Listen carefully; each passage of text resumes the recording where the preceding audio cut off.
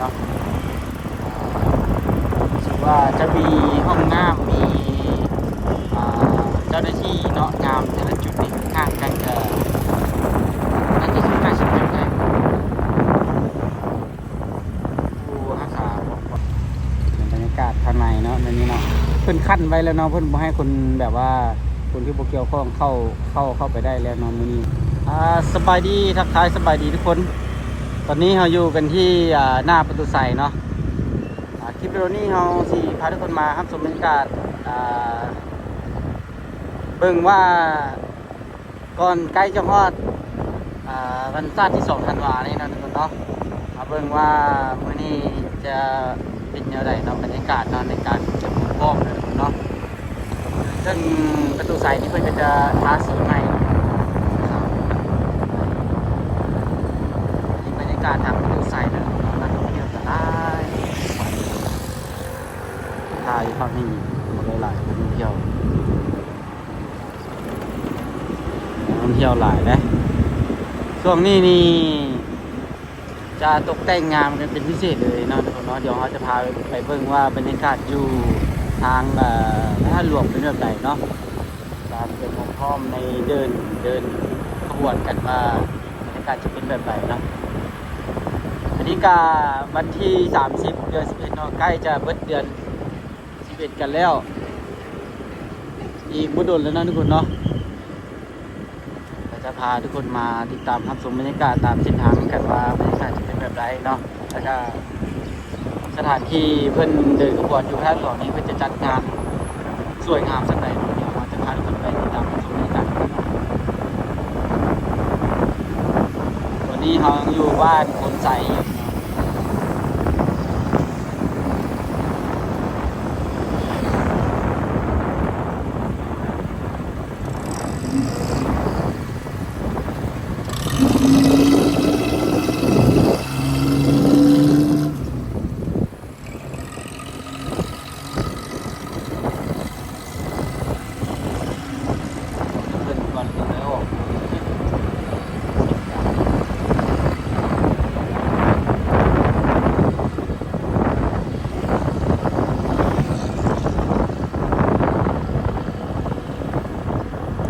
เข้าเขตบ้านหนองบอนแล้วนะทุกคนเนาะบ้านหนองบอนตามพื้นเส้นทางนี่เขาเจ้าก็เร่งเนาะช่วงนี้กำลังเร่งเพื่อให้มันเลี้ยวไหวเนาะกับเส้นทางลัดเนาะที่คิดว่าจะมีผู้คนไปมาหลายการทาสีเริ่มให้มันเลี้ยวเนาะคาดว่าน่าจะภายในมื้อนี้และมื้ออื่นเนาะเพราะว่าใกล้จะฮอดวันศาสตร์กันแล้วเนาะอีก2 มื้อเท่านั้นเนาะมื้อนี้กับมื้ออื่นแล้วบรรยากาศทางบ้านทาง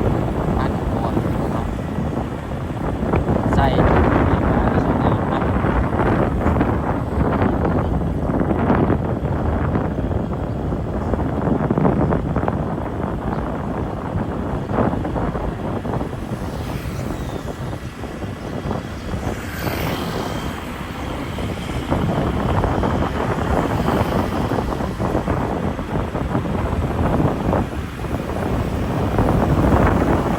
บรรยากาศทางท่าหลวงทุกคนเนาะ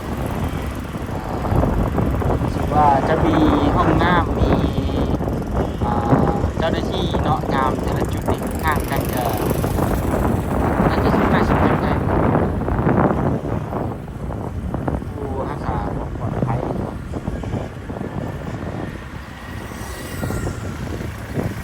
ทำประตูเข้านี่ก็น่าจะขี่เข้าบ่ได้เลยทุกคนเนาะมีคนงามเนาะเจ้าหน้าที่เจ้างามเนาะรถไปถ่ายทอดสดเนี่ยจะให้เนาะ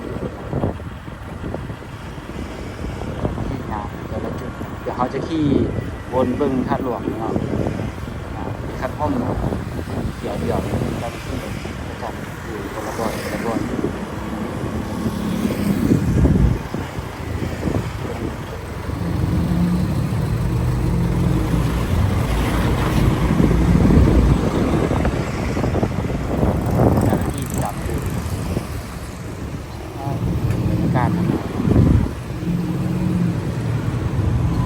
ผมว่า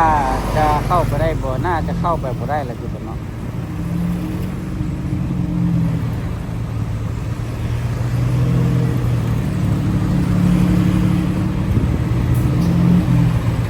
นักท่องเที่ยวกันหลาย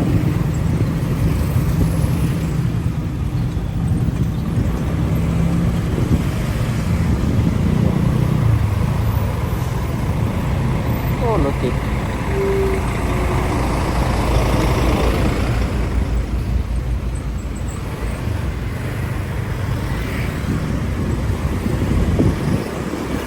การรถเมล์หลายเท่าไหร่ว่าผมเช็คเนี่ยทุกคนไหม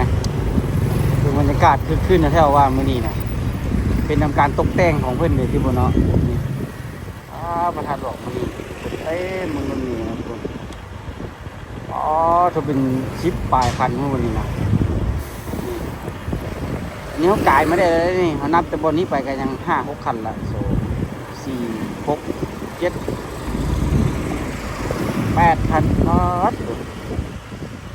นักท่องเที่ยวหลายแห่งมื้อนี้พระธาตุหลวงนะ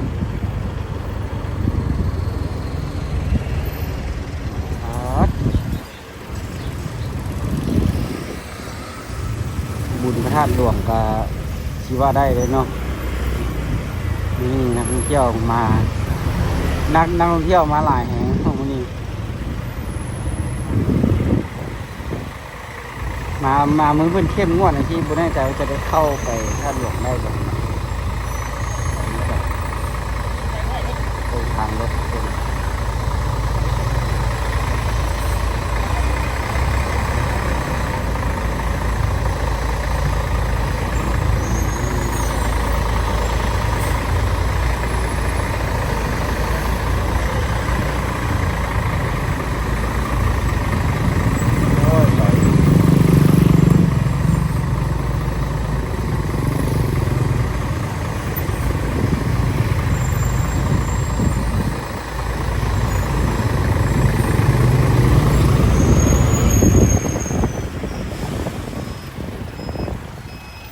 จะเข้ามาได้นะทุกคน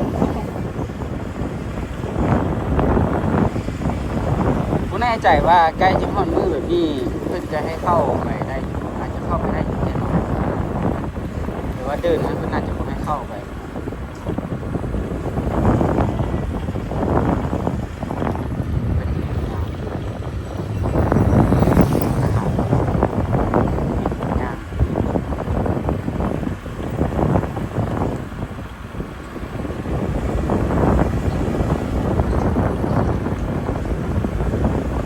ทางหลังนี่เขาเจ้าโบใส่สีเนาะแต้มสีขอบทางบอสีขึ้นใส่ทางงาน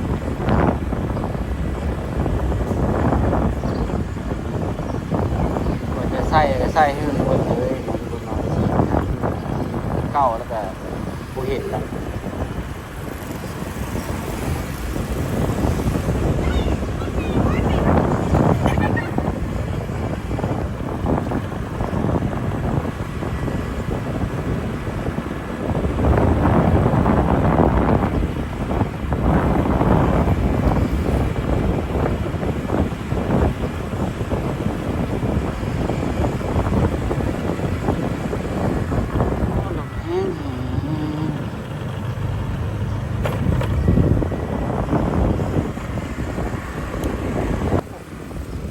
ทำไมกำแพงนี่นะสีขาวที่ว่าอย่างสีทาอยู่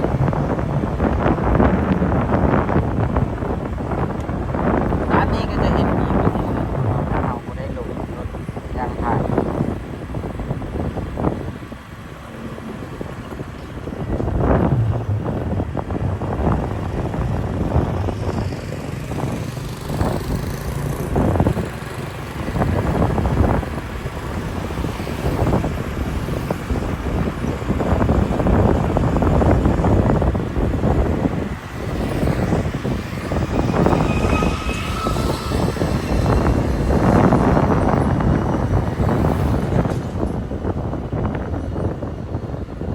ซ้อมบินโดรนมือ2-3 มื้อก่อนนี่เขาเจ้าซ้อมบินโดรนเขาบ่ได้มาถ่ายให้ทุกคนได้เบิ่งกันเนาะซ้อมบินโดรนมีงามแล้วเนาะเป็นรูปเป็นตัวสัตว์ตัวสร้างไปสินะเนาะแล้วก็รูปขั้นที่สวย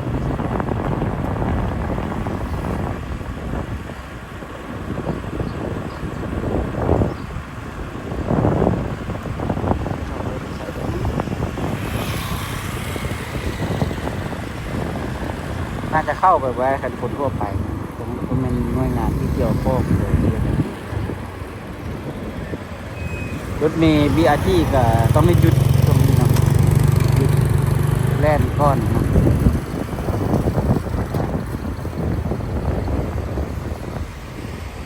จอดบนนี้ถ่ายเนาะ